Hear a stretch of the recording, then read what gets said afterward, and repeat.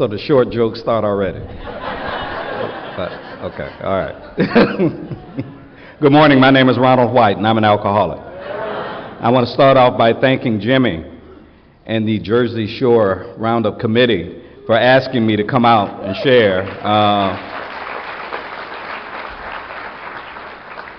I think Jimmy asked me to come share when I had about 5 years. I have 33 years now. Jimmy's on top of it, and his lovely wife, my friend.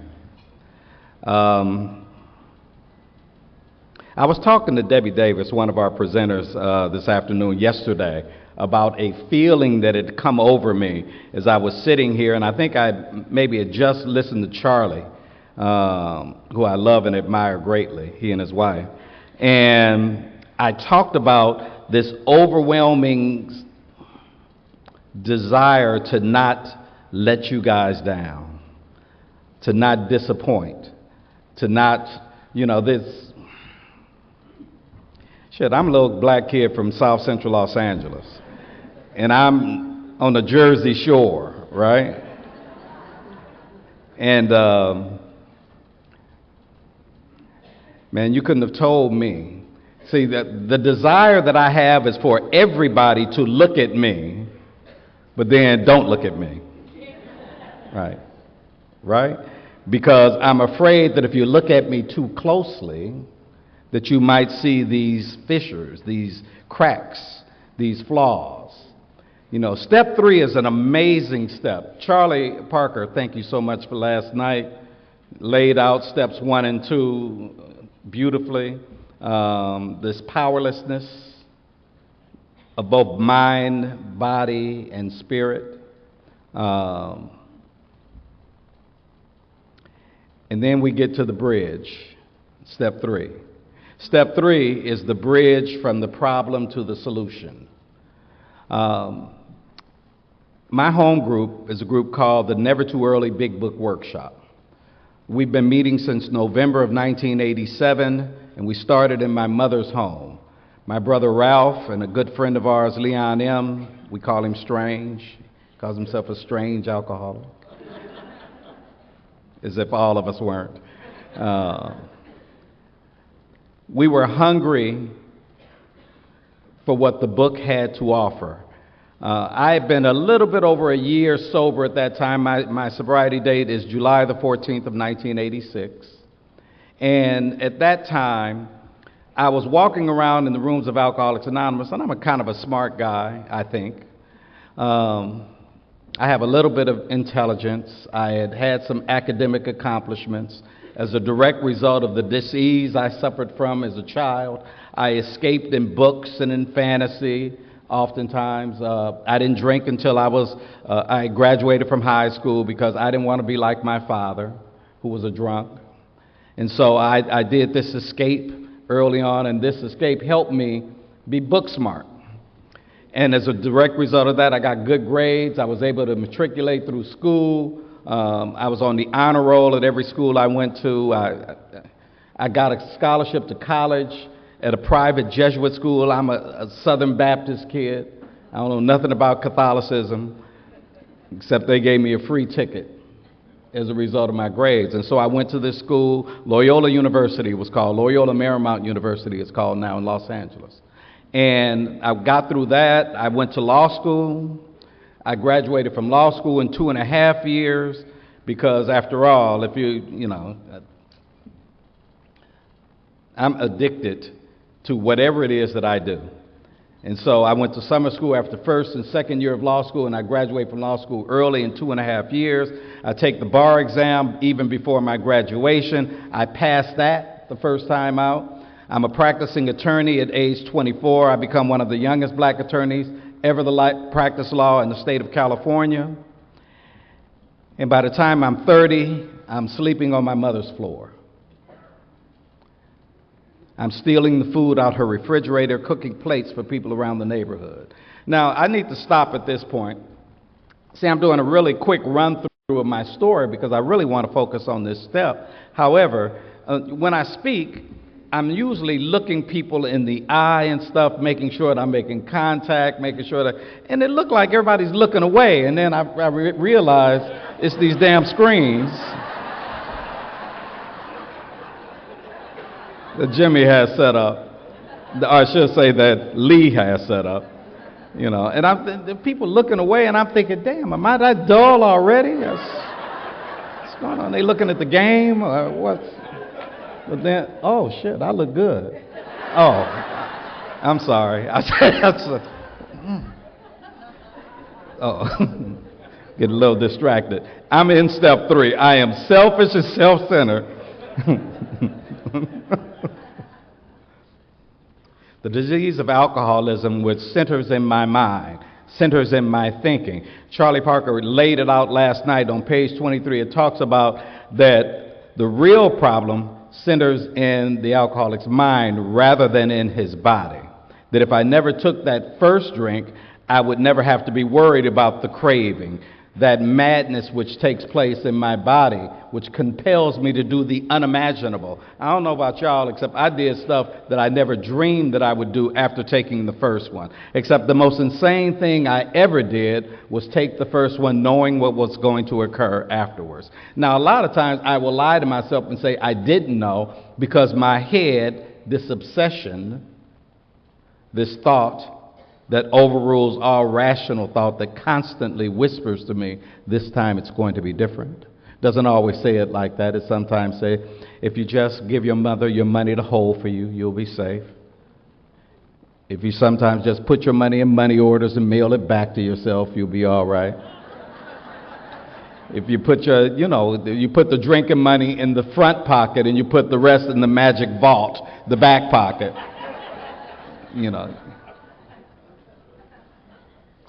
my head would construct silly, illogical, insane reasoning that I believed. There are 3 essentials to recovery. There are 3 things that I must carry with me throughout all the steps that we practice in this, and it's honesty, open-mindedness, and willingness. The themes that run throughout our book in Alcoholics Anonymous. Now, sometimes they'll talk about it in different terms. Sometimes they'll talk about humility, and I think humility stands for open-mindedness. And I think there's some other things that you will always see those things come up, but the big one is that H word, that honesty. Because even once we get to chapter 5, how it works, and see, it's hard for me sometimes to share without stepping on other people's steps. I almost cuss you out, Charlie. You got a little bit close to step 3 last night. But it's hard. I know it is very difficult because each one of these steps are not discrete by themselves. It's a process of recovery, and that they all tie together because each one builds on the next one. And this cornerstone that Charlie talked about was laid on top of the foundation that he laid in step 1. Because step 1 is the foundation, step 2 is the cornerstone. Now we're going to start talking about step 3. Because without step 3, without this decision to turn our will and our lives, our thoughts and our actions over to the care of this God as I understood him. And it's really a trip because when I start step 3, the book says being convinced. Being convinced of what? Of the ABCs, right? Of the ABCs that I'm an alcoholic, that I can't manage my own life, that probably no human power, because I tried every human power. My mother is the dearest, sweetest person that I could ever wish to know. I revere her. My mother endured 6 boys. I have 5 brothers, and they're all just like me. We all drank and used just alcoholically. Imagine that. 6. And my mother's the most spiritual person I know. I know she probably felt like Job. She's probably wondering, what the hell? God, what have I done to you? I've done everything that you have asked of me. My mother raised me and my brothers by herself since I was about 9 years old. She put that drunk of a father out when I was young because she felt like she could raise us better by herself than with him. So imagine a woman on welfare with 6 boys in South Central Los Angeles. starting to try to make it on her own. And she wasn't satisfied with being on welfare because she wanted more for her and her boys. So she started work, cooking and cleaning for other people's families, getting up at 5 o'clock in the morning so she could make us breakfast and lunches for school before she would catch the bus. We never had a family car. She would catch the bus to work, come home at night, cook for us, and go to night school so she could get a high school diploma. And she wasn't simply satisfied with that because she wanted more. She was always the president of the PTA, active in our lives, had us at church every Sunday. Imagine dressing 6 boys every Sunday, putting us on the bus or in our grandparents' car to be spiritually fed every Sunday. And she continues to go to school at night, now working 2 jobs so she could get a college degree. She gets this college degree, begins work for a Prudential Insurance Company, where they love her so much they didn't wait for her to retire to give her a gold watch simply because she was that kind of a person. And I stole that watch for a drink. The lawyer. Imagine being enslaved to that kind of illness, that kind of disease.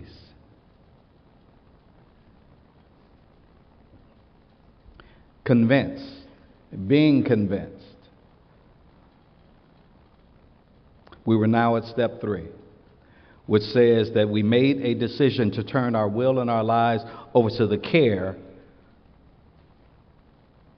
And that's so funny. When I get here with my lawyer mind, and I'm reading the big book of Alcoholics Anonymous, it's real cool. There is a lot of things in the book that appealed to me because of my upbringing, because of my profession. I was a criminal defense attorney when I practiced law. I practiced for about 35 years. I got my license back after I got sober because I'd been practicing law. When I was drinking, I was practicing law illegally without a license. I think the statute of limitations is past. Right. Never paid my bar dues, right? Drank up the money. And so when I got sober and I was gifted back with my license, and I got a job with the Los Angeles County Public Defender's Office, and I worked there for 12 years, and then I started my own law office as a criminal defense attorney, crashed and burned, right? See, a lot of you guys, I don't know if I've been out here since that occurred. I no longer practice law. Because approximately 5 years ago, I represented one of my in-laws, who had an investment company, and he felt like he could better use his investors' money than his investor could. So he embezzles $1 million from one of his investors. And because I was his attorney, I was supposed to watch him, and I didn't. And as a direct result of this, I lost my license to practice law. And I find myself sitting in my law office at 28 years sober, contemplating suicide. Because all I could think about is the way you guys would look at me. I'm once again a failure. I've once again let my friends and my family down. I've disgraced myself and my family. And all I could think about, see, ego is a trip. See, the very things that I gain as a result of being sober, my blessings can become a curse. Because having gained so many friends, I was so afraid of losing you, I was ready to take myself out. And thank God I sat in a breakfast with 2 of my friends in Alcoholics Anonymous, Kent Coleman and Steve Lee in Nashville, Tennessee. Ralph and I had to go 4 days after I got that notice, and I don't know how I made it home, y'all, from that parking lot. I don't know which meeting it was I had gone to, which sponsee's 5th step I had listened to, or which 5th step I had read to my sponsor, or which hug it was you guys had given me. I don't know which thing it was, which spiritual thing I put in the bank, Charlie read the line last night. For if an alcoholic failed to perfect and enlarge his spiritual life through strenuous work and sacrifice, then he could not survive the certain, not the uncertain, the certain trials and low spots ahead. And there was something enough that I had done in the rooms of Alcoholics Anonymous that allowed me to get home, where my wife saw how broken I was. I had not even shared this with her. I need to let y'all know. Nobody in Alcoholics Anonymous knew what I was going through. This had been a year-long process. I'm going back and forth, battling with the state bar court and all of this. Didn't share it with nobody because I was so ashamed and embarrassed about what was going on. Didn't share it with my family. Didn't talk to nobody about it, hiding from my help. When I made it home and my wife saw how broken I was, and I told her what had happened, and I expected her to say, "How could you? You stupid." She simply looked at me and she hugged me and she said, "Honey, we're going to be all right."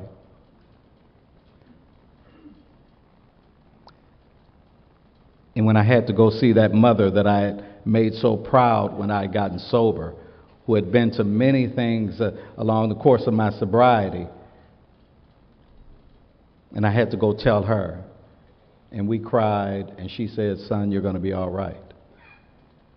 And as I told my friends in Alcoholics Anonymous all of these things, and 4 days later sitting down with Kent and Steve Lee in Nashville, and I'm sharing at this breakfast, and I'm crying, and they're telling me stories about how they had gone through things sober in the rooms of Alcoholics Anonymous, and they had gotten to the other side. And I said, but who would ever want me to come share again? The big part of my story is how I got my license back, and I'm practicing, and I'm this, that, and the other. And one of them, I think it must have been Kent, because he got a nasty mouth, and I have to quote him. He said, I said, who would want me to ever come share again? I've let the fellowship down. They said, Ronnie, don't you know that the more you fuck your life up, the more we want to hear it?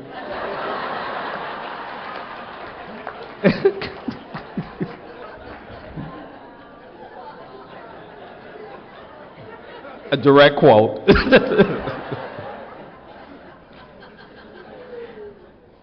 But what they said next was more important than that. He said, because we don't want to just hear how you fell down. We want to know, how did you not drink through that?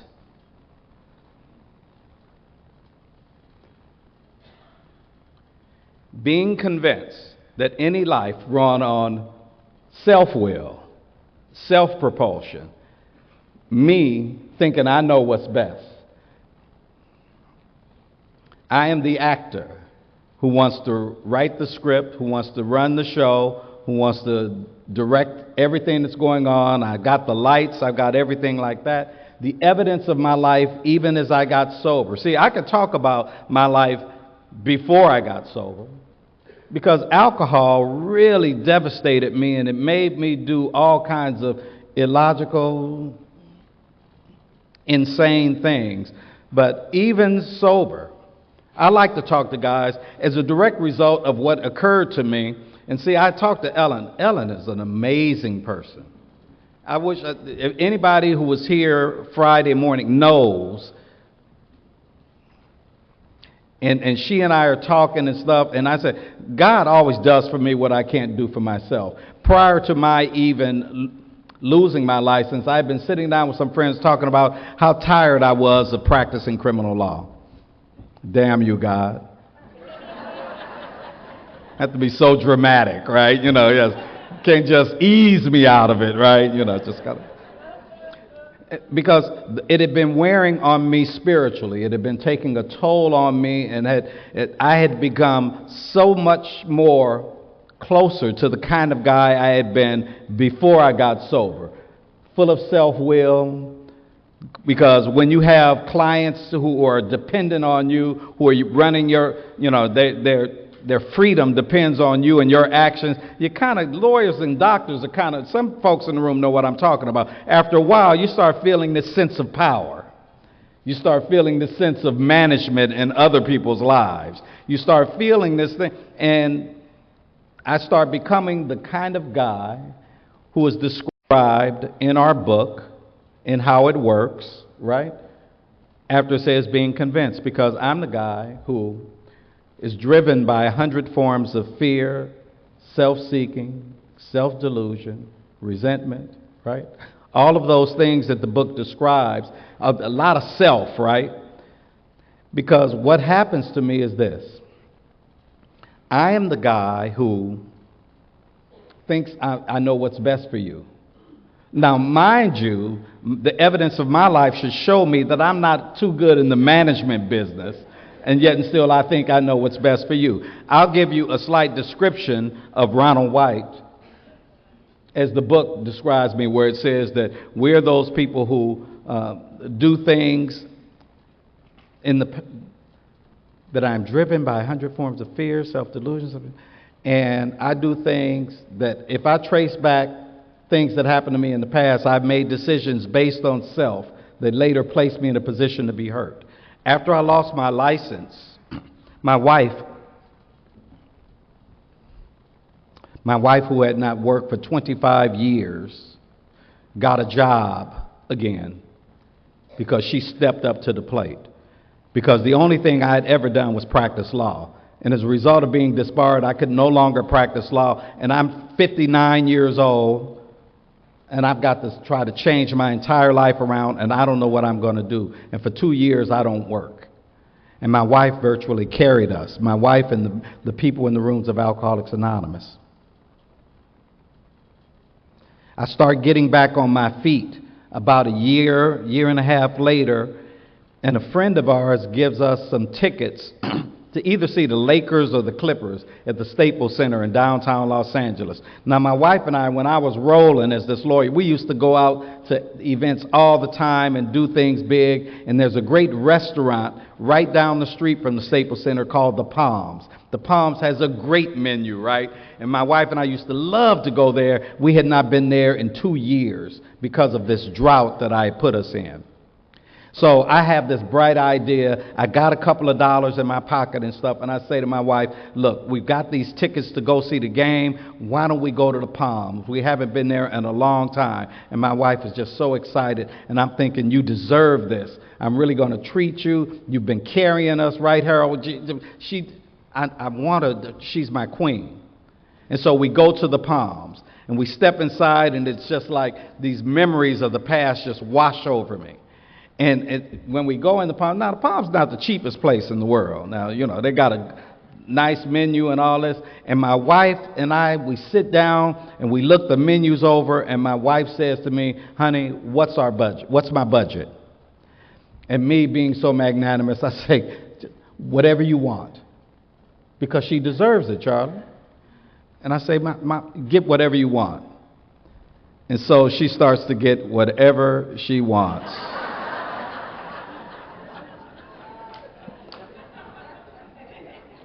My wife loves oysters. She ordered a dozen oysters, right? And my wife's not one of us, so she drinks. So she has a couple of cocktails. Damn, I forgot how much it took. We ain't been out in a long time, right? She buys a couple of cocktails, a dozen oysters. And I buy a salad. She orders a steak, and I'm adding up in my head all these things she's ordering, and then I'm starting to think, oh man, you know. And so they bring the bill, and the bill takes everything in my pocket, right? And so I pay the bill, and now I am so pissed off at her. And I'm thinking to myself, why would you do this? You know we're in this financial crunch. You know things have been tight. Why wouldn't you be frugal? Why would you even... It doesn't make any sense, right? You know. And so we start walking to the game, and we're not holding hands like we were when we walked into the restaurant. Because I'm pissed, Deb. I'm walking, man. My hands are in my pocket, Charlie, and I'm thinking, how could she, man? And she says, honey, is there anything wrong? With my honest ass, no.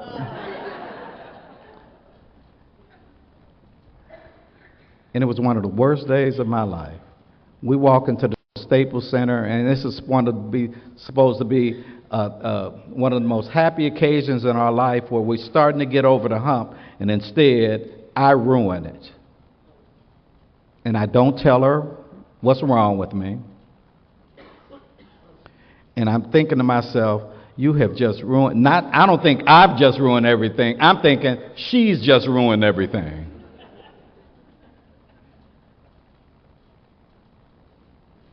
You see, I make decisions based on self.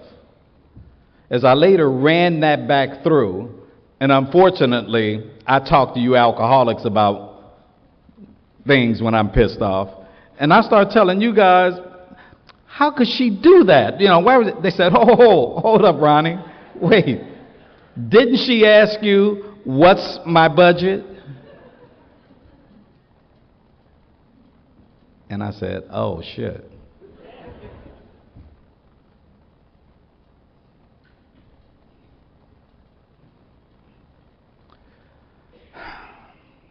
And I hurt her.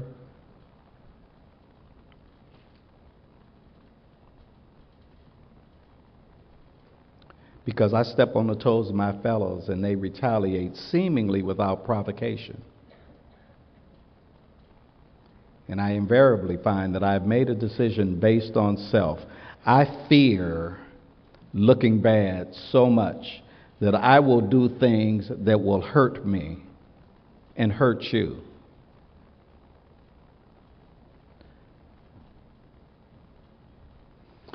That I am so full of self-deception that I will lie to myself about my circumstances and the thing. And you don't follow the script. Katie, when I tell you, you can get whatever you want, you're supposed to say your lines. You're supposed to say, well, honey, okay, but I'll be sensible, right? Because I'm the director. You're supposed to do what I know, what's in my head. And you're supposed to act the way that I think you should act. This third step deal, this thing about selfishness and self-centeredness, that we think is the root of our troubles. When I first got to Alcoholics Anonymous, you couldn't have told me that. I knew alcohol was the root of my troubles. I knew that. I knew that if you were to remove the alcohol, that everything would turn out all right. But I suspect that, I take a poll now. Since I've gotten on the other side after being dry for 2 years, a good friend of mine who had attended my workshop, the workshop my brother and I do, works for a company that dealt in mental health, and they decided they wanted to expand and work on Skid Row, trying to get homeless alcoholics and drug addicts sober. And they were going to create a novel concept, something called a sobering center, where they were going to bring in people under the influence, bathe them, feed them, wash their clothes, and have people who were sober sit down with them and talk about our lives. And try to do just like Bill and Bob did with Bill Dotson. A little bit different concept because most of the people we bring in, they ain't looking for help yet. And so naturally you get what you get. You sometimes will find a few people who want to get and stay sober, and so we inspire them. So they thought that I would be good at doing something like that. And so I work for this company now, and as a result, some other things happen where I work with a lot of new people with some treatment centers and stuff. And Charlie, you're right. Those treatment center guys are something else.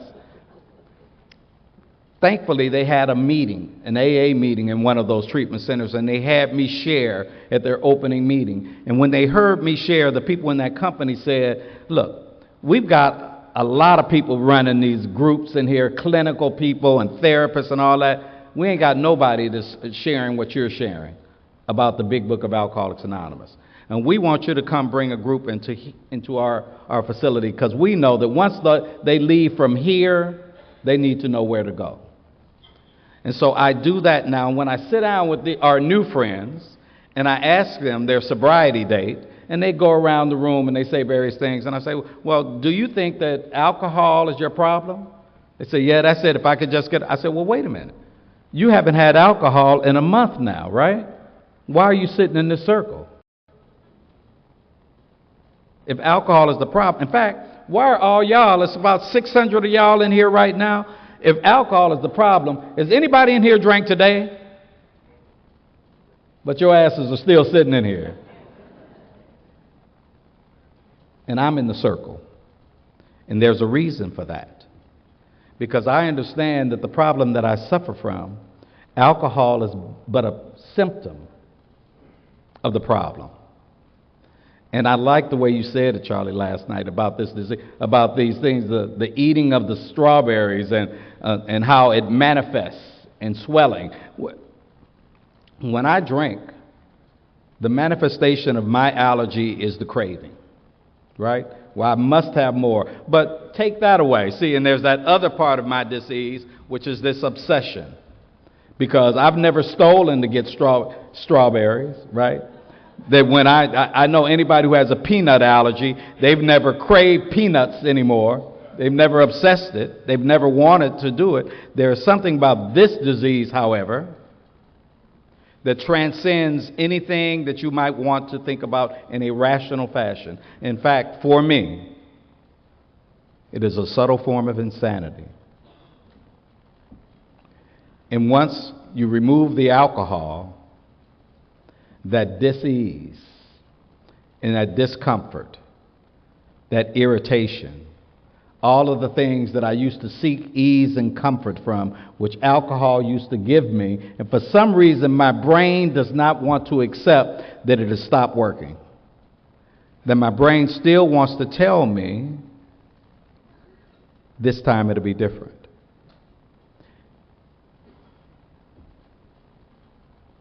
So I need a new employer.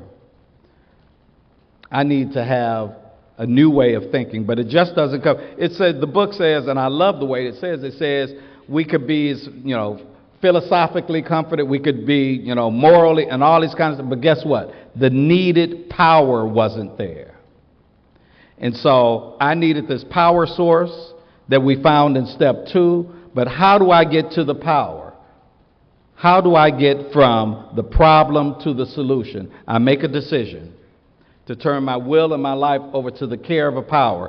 And I will not turn anything over if I don't think I have a good reason to do so. That's why the book goes to great pains to talk about those things, about Roundup White in the palms, about me always wanting to look good. And I don't know why it is. Have any of you guys ever had a classmate come up to you after a while and they say, "Oh man, I haven't seen you in years. Do you remember so and so?" And I don't know why. I just lied. Yeah. Am I the only one? And I don't know why I do that. Just reflexively, yeah. And I don't know what it is in me that makes me want to be either a part of or makes me want to feel like that I hate to feel like I'm not right. I'm driving on the freeway. LA has a lot of freeways, y'all. Surprise, I know that's news. And I'm driving all the time, going to my different functions and my jobs and stuff. And as I'm driving, I'm thinking, just like Charlie talked about, I'm driving on the road and I'm thinking this is the Roundup White lane. And if anybody tries to get in my lane, right, I am driving, I will start tailgating the car in front of me. Now, sober, right? I will move up fast, and I don't care if they're trying to get in. I see that blinker, and I'm thinking they're trying to punk me. They don't know me, right? But for some reason, it feels like a personal affront. I am so self-centered. I am so selfish that when I'm the one trying to get in, right, when I got my blinker on and I'm trying to get in and you won't let me in, I'm thinking, look at this asshole. Am I the only one? Right? Because what I'm giving you are short little snippets that shows my self-centeredness. That shows that the way that I look at the world, the way that I perceive the world, the way that I operate, man, is broke. because I've been working and operating from this selfish and self-centered perspective. I'm thinking that Ronald White is the star, and you guys are all supporting actors. Right? You're supposed to say your lines the right way. But unfortunately, you guys think you're the star of your show. That's why we're always in collision. Because as long as I only look at the world from my perspective, as long as I only want to see the world as Ronald sees it. And so they have this process. They say this is the how and the why of it. First, we had to quit playing God. Why? Because it didn't work. I didn't know that that's what I was doing when I was thinking that my wife should read my mind in the palms. I didn't know that when she ordered all of those things, and I didn't even speak up as she's doing, I didn't even say, for a minute, I didn't say, honey, I don't know if you can get that, because I don't know, it seems like my throat was paralyzed where I couldn't even say it, right? I couldn't even just humble myself to say, honey, I'm sorry, I only got $100 in my pocket.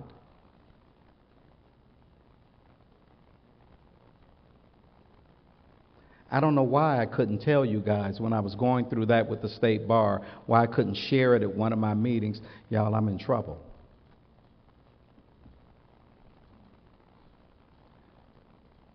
That I've done some things that I'm not too proud of. Shit, I'm in Alcoholics Anonymous, right? I'm with the people who understand exactly the way I'm thinking and what I'm going through, and yet and still, self-delusion, fear, self-seeking, self-pity. I don't think they talk about that one enough. Self-pity, poor me, right?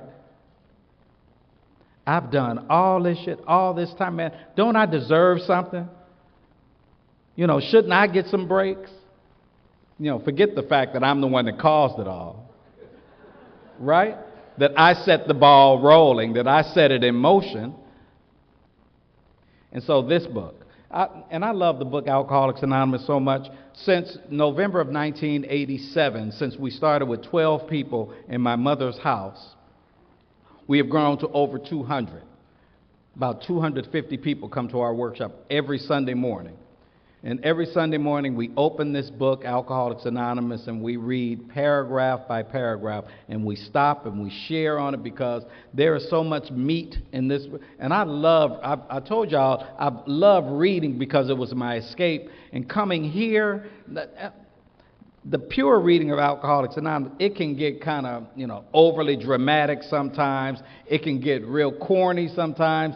It's kind of the language and the references are really kind of open, but I love it. I love the book. And whenever I read different parts of the book, I tell people, oh, that's my favorite part of the book. Because it's the part I'm in. The part that I'm in is my favorite part, whatever that is. And when the book and I love that at the beginning when you read the third step promises. Thank you. At the beginning of the meeting, our reader read the third step promises. And see, in many of our meetings, especially in Southern California, at the end of the meeting, they either read a portion of a vision for you or they read the promises, the 12 promises, the 9th step promises, the promises that begin to occur after I go through the amends process. Thank God they got promises for me before I get to the 9th step, because I don't know if I can get that far because going through this process, this humbling, ego-reducing process that is necessary for me in order for me to get sober. Man, I need management. I don't know about y'all, but I had burned my life to the ground when I got to Alcoholics Anonymous. If my life had been a business, I would have declared bankruptcy long ago. And I know I'm not the only one. And so I get to Alcoholics Anonymous, and for some reason, I start to think that I can now start to rebuild my life by myself. I'm the same manager that messed it up before, Because you see, guess what? I thought that it was alcohol that had caused my failure. And I thought if I could just remove the alcohol, my management skills would return. Anybody relate? Right? And I know, I've already shared with you some of my thinking. There are two parts of we agnostics that I love to relate up to the third step. And on page 50 in our book, it says, and this is my attorney thing. See, I love this part. It says, here are thousands of men and women, worldly indeed. I used to wonder, what do they mean by worldly? Of the streets, right? Us. Here are thousands of men and women, worldly indeed. They flatly declare that since they have come to believe in a power greater than themselves, to take a certain attitude toward that power and to do certain simple things, there has been a revolutionary change in their way of living and thinking. In the face of collapse and despair, in the face of the total failure of their human resources, they found that a new power, peace, and happiness and a sense of direction flowed into them. This happened soon after they wholeheartedly met a few simple requirements. Once confused and baffled by the seeming futility of existence, they showed the underlying reasons why they were making heavy going of life. This is the key. Leaving aside the drink question, they tell why living was so unsatisfactory. Leaving aside the drink question, they tell why living was so unsatisfactory. And so we got the witnesses. We've had thousands of men and women, worldly indeed, people like me. When I got to Alcoholics Anonymous, I needed to hear some testimony. I needed to see some witnesses. See, as a criminal defense attorney, I know any case is won on the strength of the witnesses. The witnesses need to be both credible and believable, right? The witnesses need to be accurate. And you guys stepped up. I heard Kent Coleman get up to a podium, and he shared what he used to be like. And I said, damn, I was like that. And I knew he wasn't lying. I used to have this saying when I would be in court that I would hear a witness testifying, and when they said something that had the ring of truth to it, and y'all heard, you sit in rooms of Alcoholics Anonymous, and you sit in meetings, and you hear somebody sharing, and those heads start doing that bobblehead thing, and you know that that person sharing is telling you the truth. The witness is credible. And then the witnesses start telling us about how this power has become the central part of their lives, and as a direct result of this, they haven't drank. And that their thinking has changed, and the way that they live has changed. And they give me hope. And I go back in that paragraph and I listen. I say, how did they do that? They said that they had come to believe in a power greater than themselves, step 2. And then step 3, that they've taken a certain attitude toward that power. Step 3 is about the attitude, y'all. It's about what is the way that I'm going to view my relationship with the power. I need a new manager. I need somebody else to take charge of my life. Anybody know anything about money managers? Right? They got a lot of people out there who will manage your money for you because, you know, I don't have a lot of money. So I don't have money, but I've got some friends who have money managers. And what they do is they turn their money over to the money manager to invest for them, to grow their money.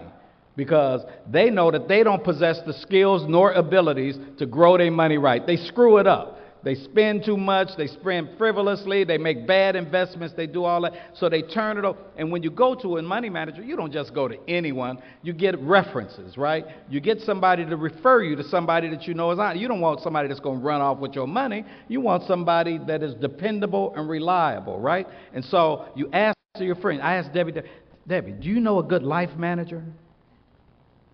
Do you know somebody that can help grow my life? Because I've been running it bankrupt, trying to do it on my own. And Debbie tells me, I know somebody, Ronald. And I asked Kent Coleman, I said, Kent, do you know somebody? Because I trust Kent. Kent is credible.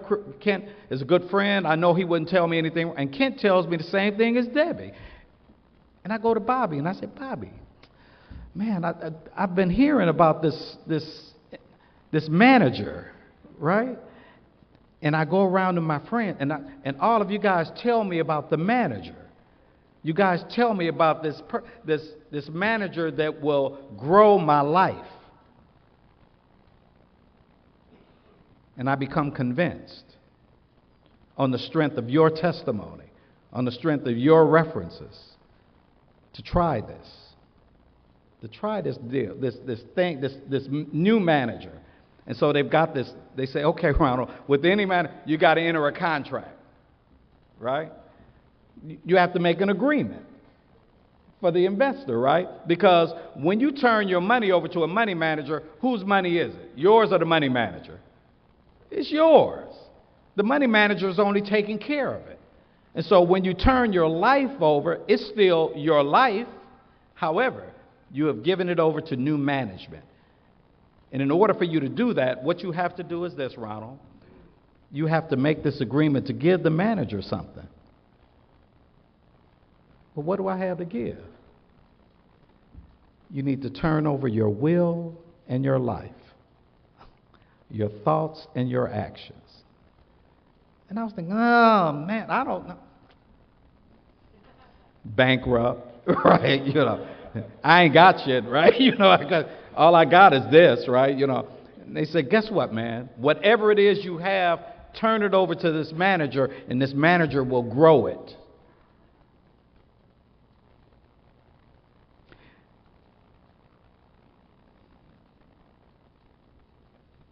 This is the how and the why of it.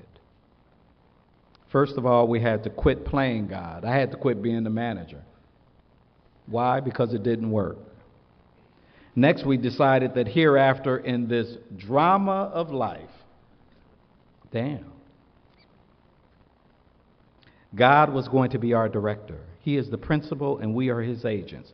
He is the father and we are his children. Most good ideas are simple, and this concept was the keystone, the stone in any building which bears the greatest weight, the keystone.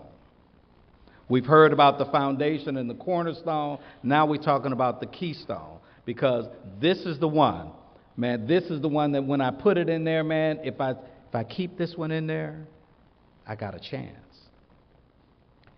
And this was the keystone of the new and triumphant arch through which we pass to freedom. I love the writing in the book. We were now at step 3. And so I give my part in the contract. God, I offer myself to thee to build with me and to do with me as thou wilt. Relieve me of the bondage of alcohol. Oh, shit, it didn't say that. Relieve me of the bondage of self. When did they slip that in there? See? When I got to Alcoholics Anonymous, I knew that the bondage I suffered from was from alcohol. That if you could free me from that, man, I could march on into freedom, right? And they told me something else. And thank God that we've done a lot of reading. By the time we get to this part of the book, they've broken me all the way down. Because if you haven't broken me down, when we get to this part, I can't do this. Because I won't see any good reason to do it. If I do not believe like I know that I am powerless, that in and of myself, I will drink again. That's a promise. that in and of myself, left to my own devices, I will drink again, because if I remain irritable, restless, and discontented, I will seek ease and comfort from somewhere. I might start off shopping. I might start off going to the strip clubs. I might start off, I'm just speaking theoretically, you guys. Didn't really do those things. Anyway, I might start off trying to fix the inside by some outside measure, and somewhere along the line, what I discover is I need new management. And so you break me down first in step one, and then you give me hope in step two. And then you give me this simple concept about turning over. Relieve me of the bondage of self. And as I look at the evidence of my life, honestly, I have always been in bondage to self. That I've always been a slave to what I think you think about me. And then, I used to think that I was this so-called people pleaser. I was always a Ronald pleaser. I was always just wanted to do things for you so that you would look at me with that gratitude in your eyes. That you would, oh, thank you, Ronald. I learned some valuable things about myself when I lost everything. Because having been the person who was always the giver, having always been the person who was in the power position, I'm the lawyer that walked in, and get that stuff stripped from you. See, God does for me what I can't do for myself, man. And I needed to be stripped down of all of these worldly things, because I needed to be at my essence again, to take a long look at me, man, and wonder, why is it so hard for me to ask for help? Why is it so hard for me to say, I can't do it? Why is it so difficult for me? Because you see, I am this prisoner of self. And it is very, very difficult for me to humble myself. Dang, humility. As much as I was walking around talking about it, let the rubber meet the road.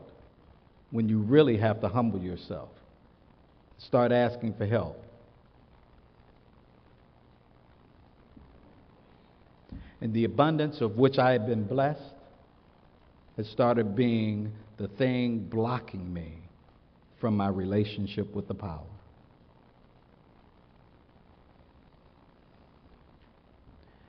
And you guys showed me once again that no matter how far you have fallen, Ronald White, that if you are willing to take certain steps, that power is all patient, forgiving, loving. And I cannot share with you how full I have become of the new experience that I've had in making this decision. Take away my difficulties, that victory over them may bear witness of thy power, thy love, and thy way of life. It don't mean something till it means something. See, a lot of times I will ascribe the words that are in the book to just when I'm drinking, the things that I did whilst out there. Because, see, my head wants to deceive me and make me think that everything that I did was a direct result of that. No, the coldest thing I ever did, I did it sober. And I'm quite certain I have a few of my friends in this room that identify with that. When we sincerely took such a position, all sorts of remarkable things happened. Followed, I should say. Don't let me change the book. We had a new employer. Being all-powerful, he provided what we needed. When did they put not what we wanted? He provided what we needed if we kept close to him. See, there are always conditions to this. In any contractual relationship, what I find out, you give something, you get something, right? And so I need to give something. What I need to give, I need to give me. That's all. That's all I got. I need to offer myself.